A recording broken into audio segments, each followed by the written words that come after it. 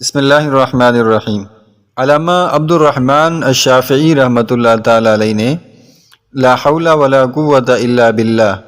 ان کلمات کی فضیلت بیان کرتے ہوئے ایک چھوٹا سا بہت ہی پیارا واقعہ درج کیا ہے۔ آپ فرماتے ہیں کہ کرخ جو کہ بغداد کا ایک علاقہ ہے، اس کرخ شہر پر کوئی حاکم 1000 ہاتھیوں کے ساتھ حملہ آور ہو گیا۔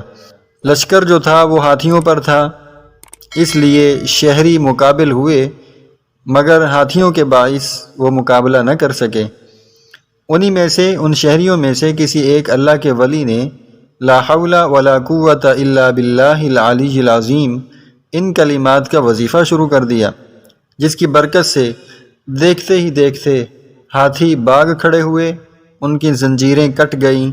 اور شہری جو تھے ان حملہ آوروں پر غالب ہوئے۔ تو سامعین اکرام، آپ نے دیکھا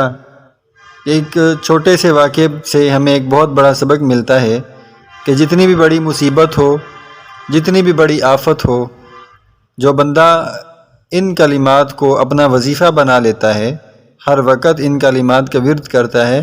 اللہ تعالیٰ اس کو اس آفت سے محفوظ رکھتا ہے، اس مصیبت سے، اس بلا سے اللہ تعالیٰ اس کو محفوظ رکھتا ہے۔